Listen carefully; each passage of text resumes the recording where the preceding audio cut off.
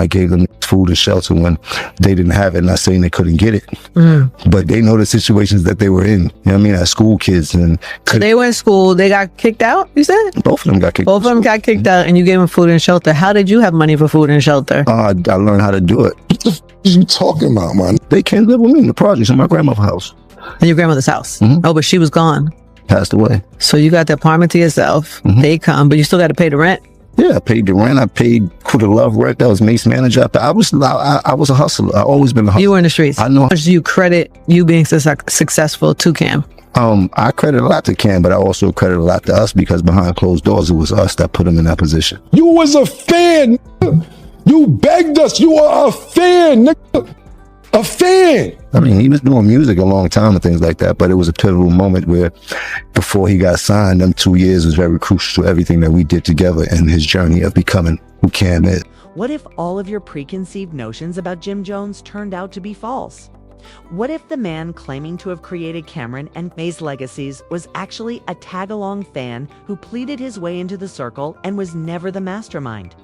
What if Jim has been uncovering for years that he owes the folks he attempts to discredit with his entire career? Everyone believed that the empire was unassailable back when. Dipset had the culture in a chokehold, and diplomatic immunity made the streets feel impenetrable. But what if I told you that the man strutting about like a leader was actually just a groupie with the right timing, and that the same empire was founded on dubious lies? Jim is fumbling to keep his grip on the mask as it slips and the receipt appears. There is one unchangeable law in hip-hop. Respect is not given. It is earned. You can only claim blocks you bled for. When your backstory is appropriate for the time, you cannot change it. Furthermore, you absolutely cannot take credit for the blueprint's creation from the architects. The streets are now closely. Additionally, one of the most well-funded fallacies about rap is about to fall apart. For 20 years, Jim Jones has been breaking every street code in existence. The architects who gave him his shine are now prepared to destroy the phony empire he has been promoting. Look at the audacity. Jim Jones is out here brashly claiming to be Dipset's CEO, as if he were the one securing Mase and Camron. That history isn't merely revisionist. Identity theft on Harlem soil is what that is. And as everyone knows, territorial disrespect like that can quickly turn ugly. Rewriting the crew's foundation to put you on is a much higher level of betrayal than lying about your position. Additionally, Jim's delivery of these fairy tales is so composed and assured that you would think he now genuinely believes in his own mythology. However, it is the drawback of relying solely on borrowed reputation. The true owners always come back to pick up. Then the frigid checkmate arrived. Camron didn't simply return the clap. With 4 words that reverberated like a gunshot throughout Harlem, he destroyed Jim's entire fantasy. You were a fan of ours. 20 years of meticulously constructed lies suddenly went up in flames. Furthermore, is no longer about pride or egos. It's about maintaining one's reputation. We're going to start with Jomo. We'll start with Jomo. And you are a guardian angel and designer, nigga. What the fuck is you talking about, man, nigga? You are from the Bronx, bro. You are not from Harlem. Why do you keep thinking that you are from Harlem, bro? You are not from Harlem. I did not grow up with you, my nigga. I did not grow up with you. Contrary to what you believe, I did not grow up with you. You are from the Bronx. Did your grandmother live?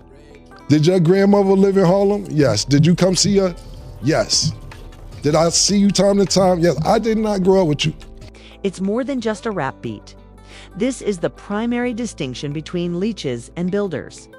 The architects who built an empire from the ground up versus the opportunists who take advantage of someone else's success. Additionally, Camron just made it clear to everyone which lane Jim Jones belongs in.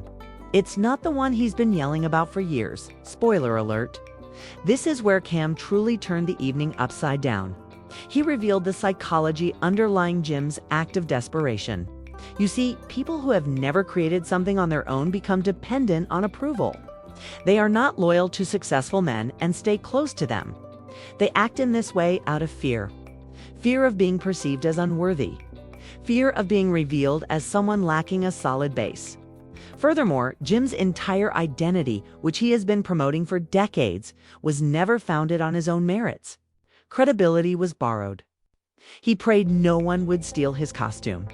But there's only one thing to do when that foundation begins to crumble. Increase the number of lies you tell and hope the public doesn't call your bluff. Guess what, though? The bill was just due. With a single icy fact, Cam dropped the dagger. You learned how to rap from him.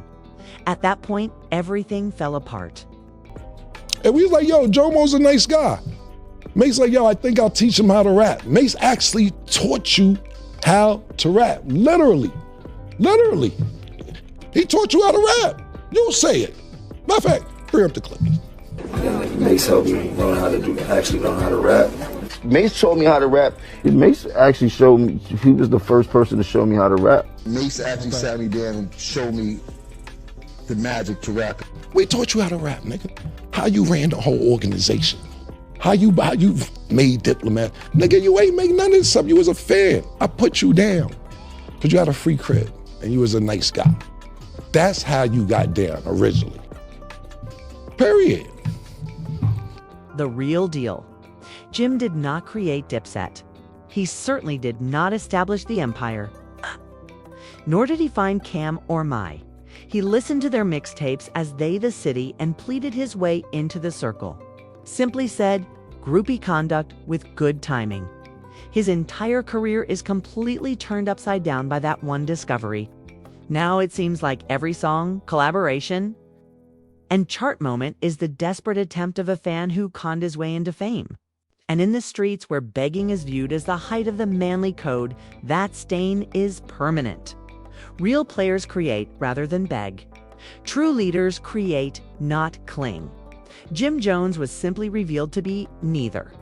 It's no longer a matter of whether he merits Dipset credit. The true query is, how long can you squat on someone else's foundation until the original architects decide to destroy your fictitious empire? Respect is the only money in the streets. And in the middle of the day, Jim simply went bankrupt. Recovery is impossible when the guys who made you decide it's time to unmake you. Character assassination without appeal is what that is. The fact that Jim has been babbling for so long that his own statements contradict each other makes this takedown even more heinous. The receipts may be seen clearly. That's how authentic tales are distinguished from fakes. You see? Regularity, if you experienced it, your tale remains unchanged, depending on who is listening. You must remix your story every few years when you create your stripes. But eventually, those discrepancies catch up with you and reveal you as a phony. Jim has spent 20 years in a row revising his origin narrative. However, don't forget the internet.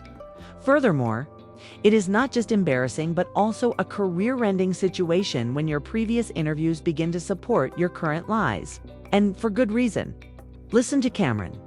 In addition to making accusations, he is also presenting proof. Additionally, when someone in Harlem, you'd best expect to see evidence on the streets soon. The documents that Cam is going to remove will destroy any remaining credibility Jim may have. Take note of Camron's composed and assured tone. That man's voice indicates that he is aware of his trump card. When someone's own confession is captured on video, there's no need to fight or yell. Pressing play will allow the streets to hear the truth for themselves. Let this sink in now. On camera, the same man who has about being Dipset's CEO, muscle and backbone, admitted the unimaginable. Instead of the other way around, Mase taught him how to rap. That completely turns the narrative on its head. Mase Ma made Jim. Jim did not make Mase Ma. Is not only an error, is a complete and utter confession. Everything that Mase and Cam had been stating for years was just confirmed by Jim himself. Street justice is at its purest when you give your adversary the ammunition so they don't even need to destroy you. The lies, however, don't end there. Even their friendship's fundamentals have been twisted by Jim. Here, he is asserting that Cam remained at his location like a struggling artist, while the reality was completely different. After a little shine, that's what happens to pathological liars. They begin rewriting history to present themselves as the protagonist, the provider, and the mastermind. What's wrong is that your made-up stories become boomerangs when you're surrounded by the same people who share those experiences. These lies are now being used against him as weapons. Jim is unable to defend himself, which is the most outrageous aspect of this entire expose. When the proof is in words, how do you respond? How can you keep yelling that you've built someone when you've already acknowledged on camera that they taught you everything you know? To remove that, no spin cycle is powerful enough. However, this is where the weight increases. While Jim is preoccupied with reconciling contradictions, those who were present for Dipset's come up have been silently observing the circus as it plays out. They're now prepared to reveal information that completely changes the narrative and reveals who is actually in charge behind the scenes. Because those who lived it in Santana are always the ones who tell the truth as the smoke clears and the lies stop coming. Take note of his tone. His statement that everything was cool between everyone is accurate. That is the starting point. That's how things actually were before the fractures appeared. Observe how calm and measured his speech is. The hallmark of someone who doesn't need to embellish. Real players don't require grandiosity. They simply leave the truth out and allow the streets to make the connections. The plot becomes, at this point, not joking. Something that completely messes up the plot was just confirmed by Choke, as it turns out. Jim had actual influence within the Dipset hierarchy and was employed by others. This isn't a case of a blatantly false boss. It concerns a man who has considerable authority, but was unable to manage its boundaries without overdoing them. Though he wasn't exactly an outsider, Jim wasn't the CEO he had been posing as for years. In an attempt to transform himself into a founder, he was in middle management. Because it makes it harder to distinguish between reality and fiction. That rewriting is risky. The statement that will soon divide comment sections in two is ready to appear. No joke, Choke just mentioned that without Jim, there wouldn't be a Dipset. That he was the muscle that kept everything in place. Before Jim patrons break out the champagne, read the tiny print. Being a muscle does not equate to being a brain. Being essential to operations does not equate to being the originator. Jim was crucial, but his contribution was safety and enforcement rather than creative vision, leadership, or designing blueprints. Being indispensable and being in charge are two very different things. That's what's currently on show. Two groups are emerging in real time as you watch. Jim's genuine contributions are acknowledged by Santa and Choke on one side. Cam and Mase, on the other hand, minimize them, emphasize his exaggerated assertions. This is the actual psychological conflict, though. Each side is only providing a portion of the facts to make their version of events stick. Each is manipulating the story. The streets are left to try to piece together what actually transpired. Combat the label of just a fan. Jim's admirers are working extra hard to emphasize his true worth. As always, the truth is somewhere in the muddled center. The catch is this, though. When it comes to street politics, perception is crucial. In the fight of perception, Jim is currently being smoked. That is the risky aspect of power dynamics in the hood. There is an unbreakable sense of loyalty when everyone is working together. But when one person stands out from the others, envy sets in and the masks come off. The really jealous character in this entire story will be revealed by what is going to happen. Choke comes in, not joking, saying that Camron was the one who was unable to manage Jim's achievement, thereby completely reversing the narrative. However, let's examine the receipts before taking that as gospel. There has been a long-standing feud between Choke and Cam. That resentment has a long history. The same guy that almost threw hands with Cam for complimenting Jim's mixtape. Being so upset about someone displaying love to your ex-partner reveals a lot about your true level of objectivity. Choke's outburst in support of Jim isn't simply devotion. It's also spite. He is embellishing the tale to make fun of Cam and support Jim's position. Notice how he portrays Jim as Cam's defender, his muscle, and the person who kept him safe on the streets. It seems valiant, but time is crucial. In February 2025, Jim released his record on the steps of a church. And all of a sudden, the old Dipset drama is making headlines again. Just a coincidence, or a promotional tactic disguised as street history? Stirring old beef is the best way to give careers a boost. Moreover, choke is the ideal accomplice for Jim to attempt altering history because he has grievances with Cam. Santana explains the entire 50 Cent predicament. It gets really horrible from here. Jim was so in need of his own glory that he violated the most revered street code, which is allegiance in times of conflict. It's not strategy when you go on stage with the opposition when your crew is knee-deep in stake. That is betrayal motivated by attention-seeking and jealousy. Jim took the action that permanently shattered their brotherhood because he could not bear to be in Cam's shadow any longer. That isn't how a man who is confident in his position would act. That is the play of someone who is consumed by jealousy. Jim was not the faithful soldier who was betrayed. He was the hype man who burned the entire foundation in an attempt to feel like the star because he couldn't accept his lane. And he's still under pressure 2 decades later. He was so under pressure that he went looking for past grudges and enlisted anyone who had a grudge to assist him in changing the course of history.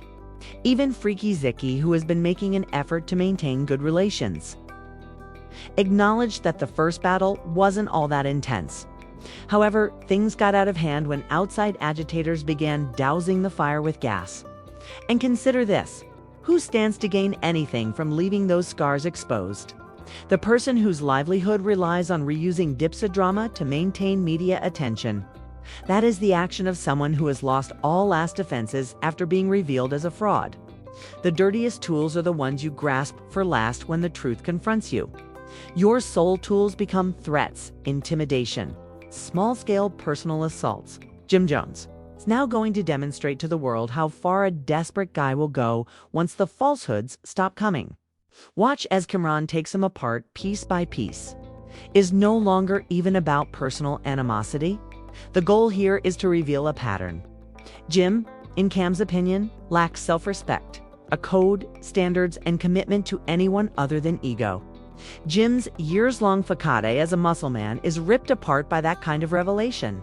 All of his rough language and forcer claims, an alleged street cred that he used to establish his reputation, are all gone in a single story.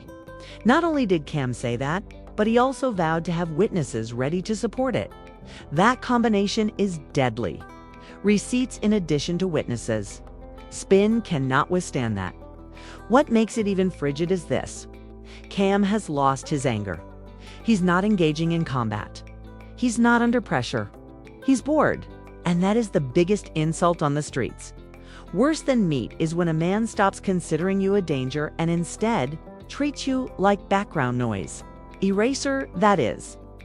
In essence, Cam is stating that Jim isn't worth his time because he has moved on to larger moves and bigger money. What is Jim's reaction when he is threatened and stripped naked in front of the culture? When the ammunition runs out, that is the only card that remains. He's making insinuations about disclosing Cam and Mase secrets out here. But take note of the lack of discussion about what matters most. He is not disputing any of the charges. Not one. And he dives into the tiniest sack imaginable when even threats fail. Body shaming. Jim actually told Maya that he needs to lose weight since he is a mature man battling for his reputation and believes that insults from middle school would help him. It isn't a gangster. Street politics isn't like that. That is the desperate play of someone who is aware that he has lost the war. The room is being choked by irony.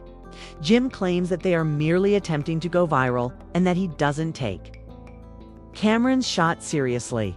But who is circulating? Kem Capone XXL, any venue or podcast that will give him a microphone. Jim Jones is here. The man who accuses others of pursuing influence is actually on a publicity tour attempting to regain his prominence. Then the moment arrived when everything became clear. Jim immediately clammed up when a journalist truly attempted to the conflict between Camron and Mase. When asked for specifics, the same man who had been speaking tough, threatening, and making allegations abruptly became silent. When a whole story is based on smoke, that is what occurs. When you pose a genuine question, everything falls apart. As long as Jim has control of the microphone, he may make audacious statements and baseless threats. However, the tough guy routine vanishes the moment someone else takes the lead in the conversation. When the mask comes off, a vicious scene is about to start. Total psychological collapse of a person who has been living a lie for so long that reality has become his enemy. The cameras continue to record. The inquiries never stop. Jim has been making a lot of noise, but his silence is louder than that. Listen to Camron deliver the final decision now. Furthermore, this one is more profound than any diss track. It's no longer even about personal animosity at this point.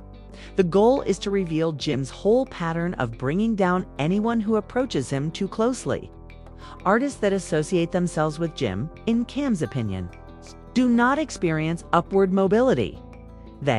It's not leadership. That is blatantly parasitic conduct. The true dagger is about to appear. Cam discloses that Jim has been waging a malicious smear campaign against him and Mase for more than 10 years. This beat is not new. This is an obsession. When the last time a man felt important was in the past, he developed the kind of obsession that only men have. There is no greater irony.